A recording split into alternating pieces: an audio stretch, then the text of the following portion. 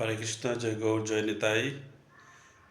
ভক্ত হরিদাস ওনার শ্রীবিগ্রহ, এখানে মন্দির, শ্রীবিগ্রহ মন্দির। আর উনি আছেন, উনি হচ্ছে সেবায়িত অনন্ত দাস ওনার নাম।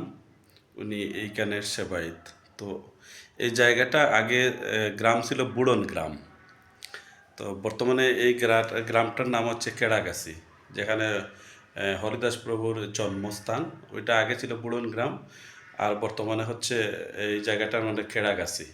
এটা হচ্ছে, এখানে আসতে হলে আপনার প্রথমে সাতক্ষীরা যেতে হয়। সাতক্ষীরার থেকে আসতে হয় জাউডাঙ্গা, আর জাউডাঙ্গার থেকে প্রায় 40 মিনিট আধা ঘন্টার মতো লাগে এই গ্রামটাতে আসতে, মানে হরিদাস প্রভুর জন্মস্থান যে জায়গায়, ওই জায়গায় আসতে। আবার এই ক্যান্তনে হরিদাস ভক্ত হরিদাসের বজনতলি আবার অনেক দূরে, যেটা বেনাপুল, যশোর বেনাপুলের মধ্যে পড়ছে, তাই না?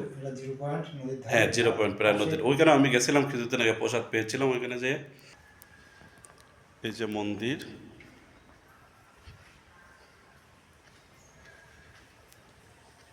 এই যে গ্রাম।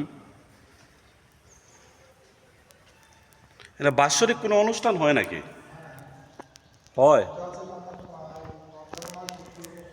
আচ্ছা, আর কোনো মন্দির নাই নাই তো না? কোন দিকে, পিছনে? ওইটা কি? আচ্ছা, এমন কোনো মার্কিং করা আছে নাকি যে হরিদাস প্রভু এই জায়গাটাতে জন্মগ্রহণ করেছিলেন? ও, এইটাই পুরোটাই ভারত? এই এই এইটা পুরোটা ভারত? নির্যান, যেটা নির্যান ওনার হয়েছিলেন বুঝলেন, আচ্ছা আচ্ছা, সেই সিনটা হচ্ছে ওনার এই, এটা হচ্ছে ওই মহাপ্রভুর যখন কুলে ছিলেন, হ্যাঁ মহাপ্রভু দেহ রাখার পরে, তাই না? সেইটা।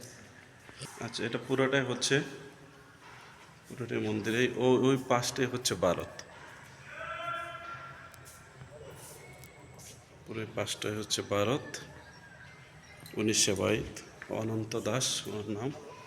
এই যে হরিদাস প্রভুর এই হচ্ছে জন্মস্থান, যাকে আমি আপনাদের দেখাচ্ছি। ওইখানেও মন্দির আছে নাকি ওই পারে? ওটা আমাদের পোস্ট, ও, মিডিয়ার পোস্ট।